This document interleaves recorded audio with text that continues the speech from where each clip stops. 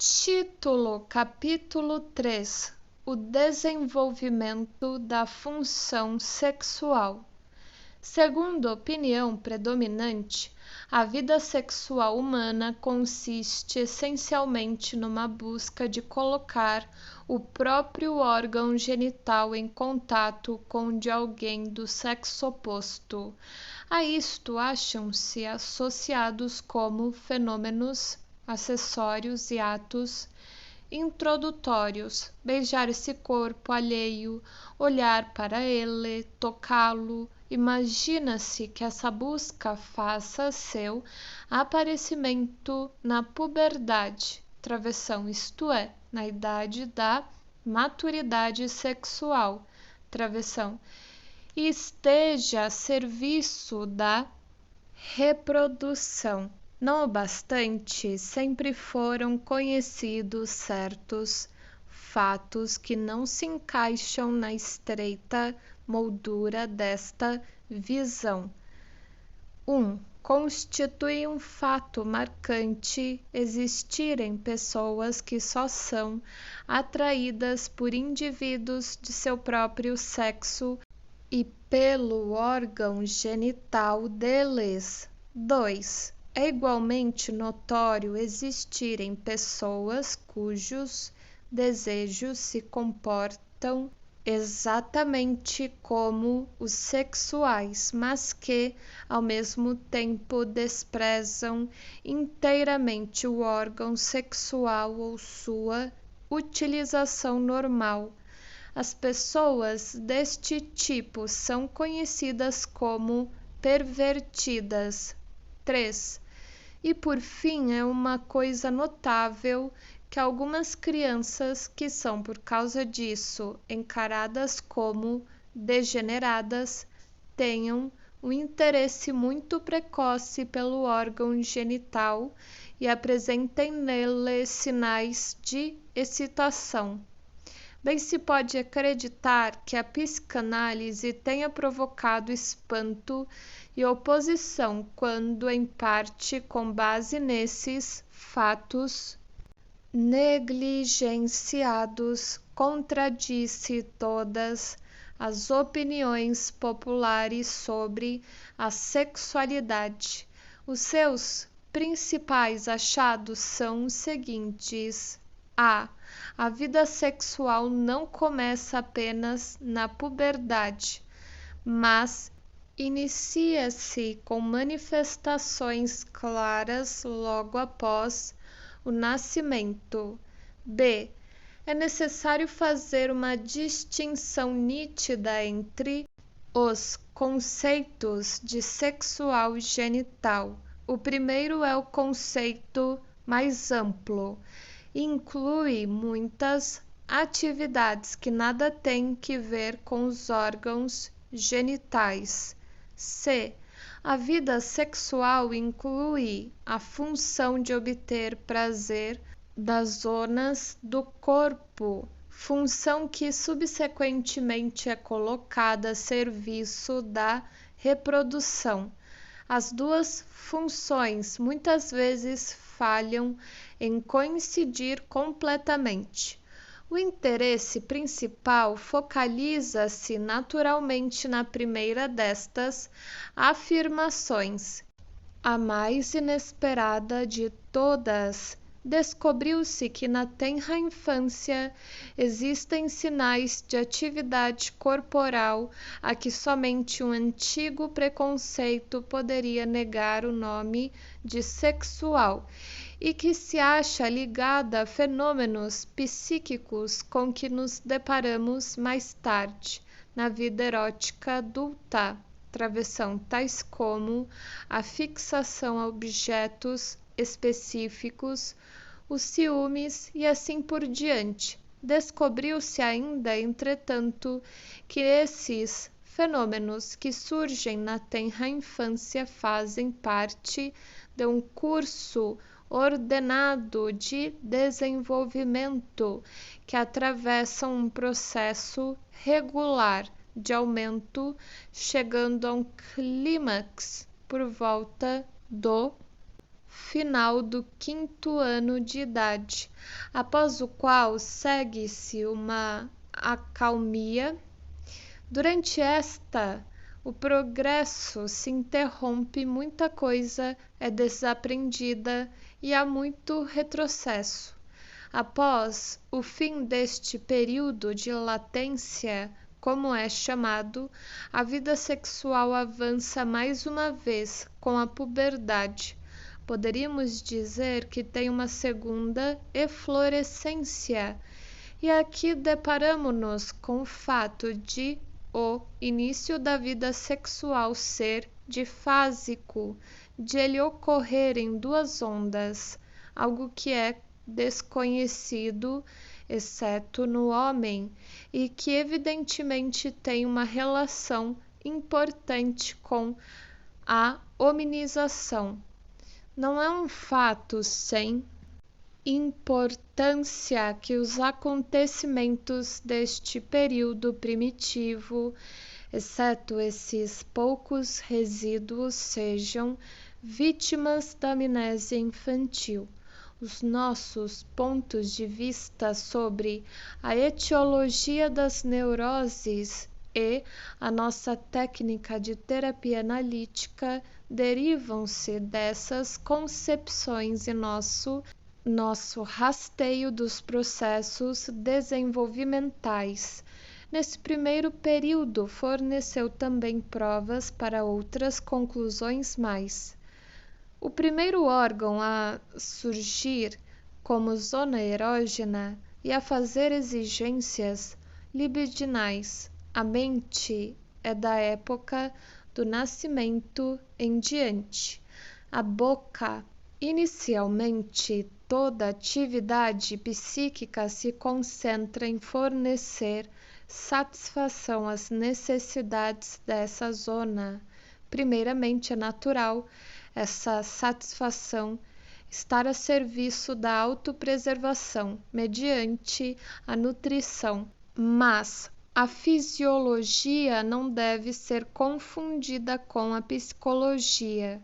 A obstinada persistência do bebê em sugar da prova em estágio precoce de uma necessidade de satisfação, que embora se origine da ingestão da nutrição e seja por ela instigada, esforça-se todavia por obter prazer independentemente da nutrição e por essa razão pode e deve ser denominada de sexual.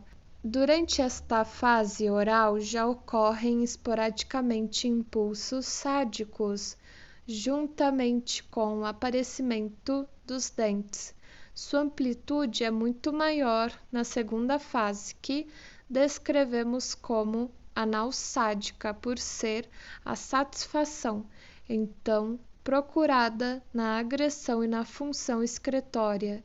Nossa justificativa para incluir na libido os impulsos agressivos baseia-se na opinião de que o sadismo constitui uma fusão instintiva de impulsos puramente libidinais e puramente destrutivos, fusão que doravante persiste ininterruptamente. A terceira fase é conhecida como fálica, que é, por assim dizer, uma precursora da forma final assumida pela vida sexual e já se assemelha muito a ela. É de se notar que não são os órgãos genitais de ambos os sexos que desempenham um papel nesta fase, mas apenas o masculino, o falo. Os órgãos genitais femininos por muito tempo permanecem desconhecidos.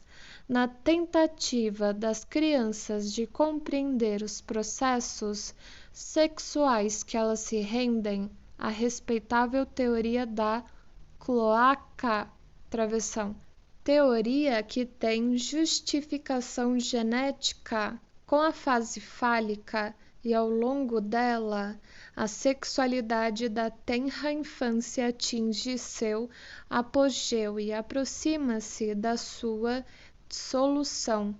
A partir daí, meninos e meninas têm histórias diferentes. Ambos começaram a colocar sua atividade intelectual a serviço de pesquisas sexuais. Ambos partem da premissa da presença universal do pênis, mas agora os caminhos dos sexos divergem. O menino ingressa na fase edipiana, começa a manipular o pênis e, simultaneamente, tem fantasias de executar algum tipo de atividade com ele em relação à sua mãe, até que, devido ao efeito combinado de uma ameaça de castração e da visão da ausência de pênis nas pessoas do sexo feminino, vivencia o maior trauma de sua vida, e este dá início ao período de latência, com todas as suas consequências. A menina, depois de tentar em vão fazer as mesmas coisas que o menino, vem a reconhecer sua falta de pênis, ou antes, a inferioridade de seu clitóris, com efeitos permanentes sobre o desenvolvimento de seu caráter como resultado deste primeiro desapontamento em rivalidade. Ela com frequência começa a voltar as costas inteiramente à vida sexual. Seria um erro supor que essas três fases se sucedem de forma clara. Uma pode aparecer em aditamento à outra, podem sobrepor-se e podem estar presentes lado a lado. Nas primeiras fases, os diferentes componentes dos instintos empenham-se na busca de prazer independente uns dos outros.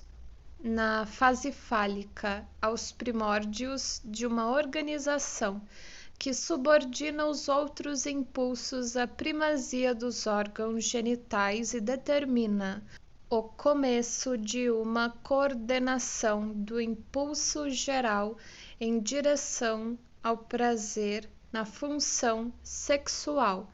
A organização completa só se conclui na puberdade.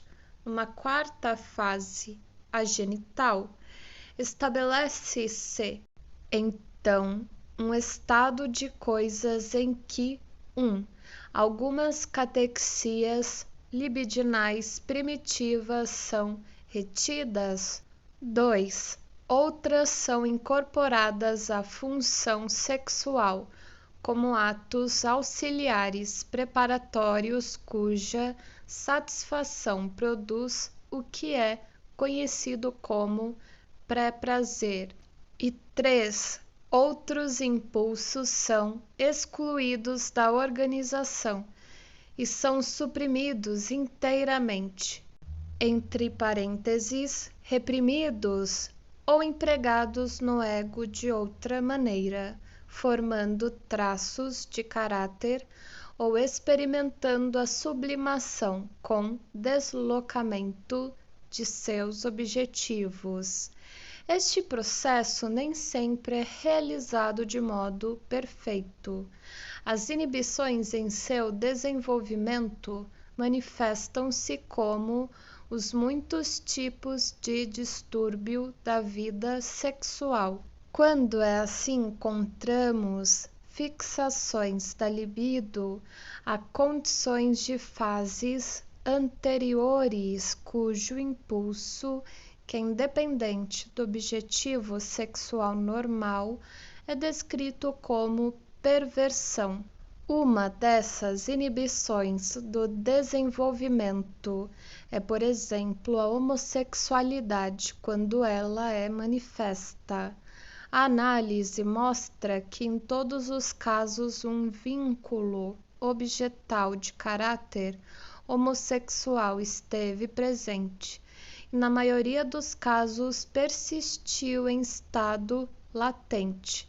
A situação complica-se porque, via de regra, os processos necessários a um desfecho normal não se acham completamente presentes ou ausentes, mas parcialmente presentes, de maneira que o resultado final fica dependente dessas relações quantitativas. Nessas circunstâncias, a organização genital é, na verdade, obtida, mas faltam-lhe aquelas porções da libido que não avançaram com o resto e permaneceram fixadas em objetos e metas pré-genitais. Este enfraquecimento revela-se numa tendência, se há ausência de satisfação genital ou se existem dificuldades no mundo externo real de a libido retornar às suas catexias pré-genitais anteriores. Regressão.